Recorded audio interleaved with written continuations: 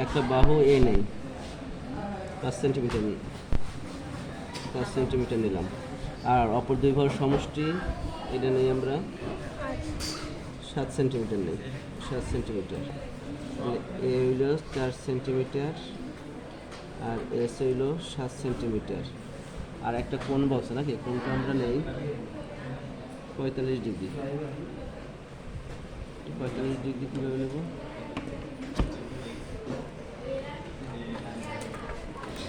চাঁদাটা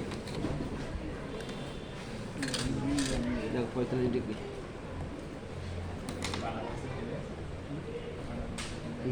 এই হলো কি 50, এই হলো 40, 40 আর এখানে 5, এই হলো 45।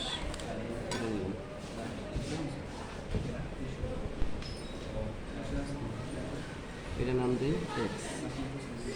এবার নতুন একটা রশ্মি নেই, কি নেব? বি নেই, বি ই নাকি। এবার এর সমান করে কাটো,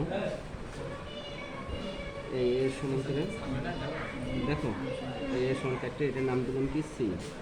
এবার কোন এক্স এর সমান করো,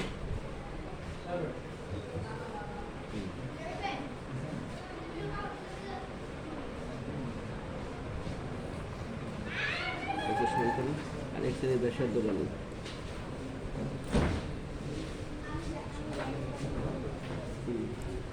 তারপর আমরা এটা যোগ করে দিই।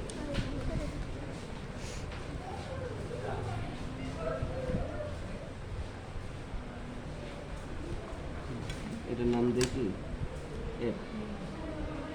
এবার এই দুই বার সমষ্টি দেওয়া আছে এস, এই এস এর সমান করে দেবো। এটার নাম দেখি ডি। এবার সি ডি যোগ করি, সি আর ডি কী করে যোগ করি।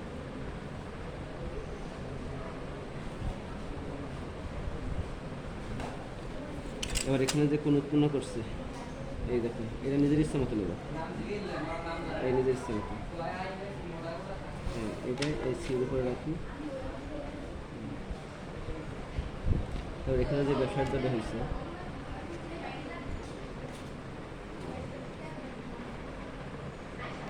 এই ব্যাসার্ধ সমান করে এখানে কাটি। এটা যোগ করি,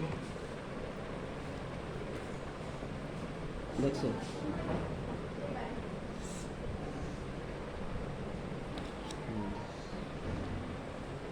এটার নাম দিই জি আর এটার নাম দিই এ। আবার দেখো, প্রথমে কি যে কোনো একটি রশ্মি বি নেই, বি থেকে এ বাহু সমান করে বিসি অংশ কাটি। বি বিন্দুতে কোণ এক্স এর সমান করে কোণ সি বি এফ আঁকি। এবার বি এফ থেকে এই এস এর সমান করে বিডি অংশ কাটি, সিডি যোগ করি। এবার কোণ বিডিসি এর সমান করে কোণ ডিসি জি আঁকি, যা সিজি এবং বিডিকে এ বিন্দুতে ছেদ করছে। তাহলে এবিসি উদ্দিষ্ট ত্রিভুজ।